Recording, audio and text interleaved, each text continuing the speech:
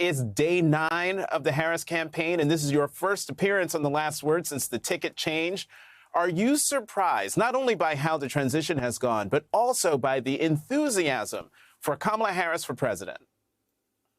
Well, thank you so much for having me. Listen, I don't think we're surprised, but we're certainly encouraged by the groundswell of enthusiasm that we've seen from the Democratic base, from what was formerly the Biden-Harris coalition, now fully the Harris coalition, as we head into the final 98 days of this campaign. You saw it on day 1 when President Biden endorsed the vice president to take forward the mantle here and carry us forward over the course of the next 98 days. You've seen the entirety of the Democratic coalition come behind the vice president. You saw us raise $200 million in less than the first week of this campaign. You saw us put on 2,300 organizing events across all the battleground states in the first weekend of action of this campaign. And you saw it tonight in Atlanta, where you had 10,000 people show up for a rally, where you heard the vice president not just respond to that enthusiasm, but lay out the fundamental, very clear choice that we now have in this election between the vice president, who's fighting for the American people, fighting for a future where everybody has the opportunity not just to get by, but to get ahead, where we stand up for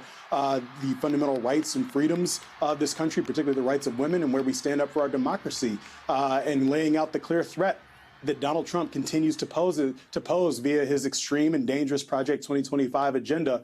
That is the fundamental choice in this election. That's what you heard the vice president lay out tonight in Atlanta. And it's what we are excited to continue to communicate as we move forward here, because yes, we have a lot of enthusiasm, a lot of energy, but we remain laser focused on the fact that this is going to be a very close and competitive presidential race, as all modern presidential races are now. And so we remain focused on the task at hand as we approach the final stretch here. You know, Michael, Donald Trump is attempting to distance himself from Project 2025 today. Today, his campaign issued a statement on, quote, Project 2025's demise. Is this the end of Trump's Project 2025 problem? No, absolutely not. I mean, listen, first of all, the problem for him is that they posted it on the internet, and the internet lives forever.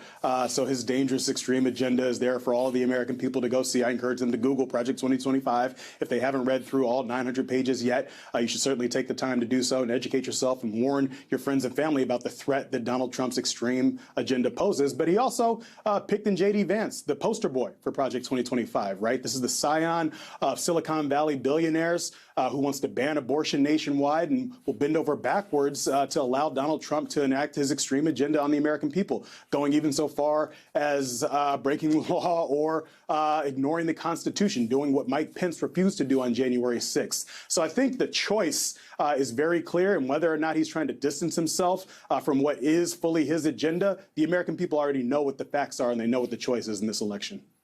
Well, speaking of J.D. Vance, Donald Trump's running mate, he told donors at a private event that running against Vice President Harris was, quote, a little bit of a political sucker punch because basically Vice President Harris is young and dynamic.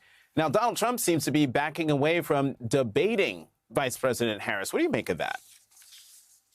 Yeah, listen, since the vice president launched her campaign on day 1, Donald Trump started backpedaling from his own commitments, saying that he was originally going to accept the ABC debate. Now he's trying to duck and dodge. I think if he wants to continue to complain, if he wants to continue to spout off some of the extremist rhetoric that you were referencing earlier in the show, he should do what the vice president said tonight in Atlanta. He should come say it to her face on the debate stage on ABC's air. That's what the American people deserve to see. That's what this campaign is going to be focused on presenting, whether or not Donald Trump shows up, which is the clear choice. But fundamentally, the American people deserve to see that clear choice on the debate stage. So the vice president will be there on September 10th. The question for Donald Trump is, will he show up as well?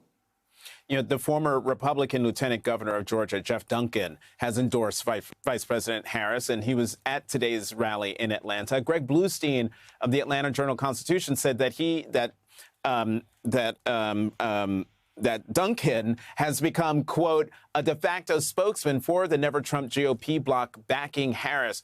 What's the Harris campaign doing to reach out to Republicans who have turned on Trump?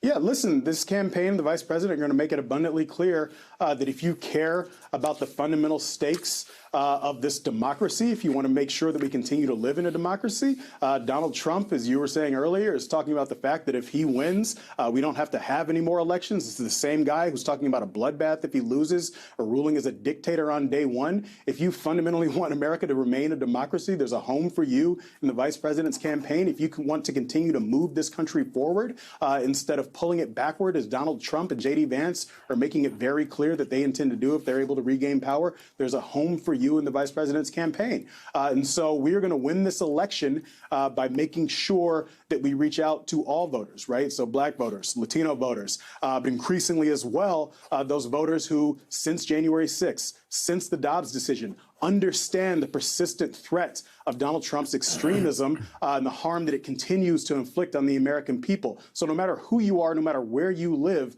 there's a place for you in Vice President Harris's campaign. One more question for you, Michael. Should we read anything into Philadelphia being the first rally location that Vice President Harris will campaign with her vice presidential pick? No, I would not do so. Listen, this campaign, the vice president and her running mate are going to hit the ground hard, hitting every single battleground state. Once she makes that determination, we'll be going to not just Pennsylvania, but to Georgia, to North Carolina, to Nevada, to Arizona, across the blue wall, making sure that we are communicating directly with the voters. They're going to decide the pathway to 270 electoral votes. We'll be doing that on the ground. We'll be doing it on the airwaves. As you just said, we just launched today our first ad, part of a $50 million ad campaign between now and the convention. And we're able to do that because of all of the people who have gone to KamalaHarris.com, chipped in, helped us raise that $200 million in the first week of this campaign. And so our goal, whether it's on the ground through the travel between the vice president and her running mate, the work that we're doing on the airwaves and on the internet, is to relentlessly communicate with the voters that are going to decide this election. And that's what we're doing tonight. It's what they'll do on the stump, and it's what we'll do for the next 98 days. You have an updated fundraising number for us? Is it 200 and what? I don't quite yet, but tomorrow is another monthly fundraising deadline. So I would encourage everybody, if they want that number to be as big as possible, to, again, go to KamalaHarris.com and chip in, and then we'll have an announcement to make then.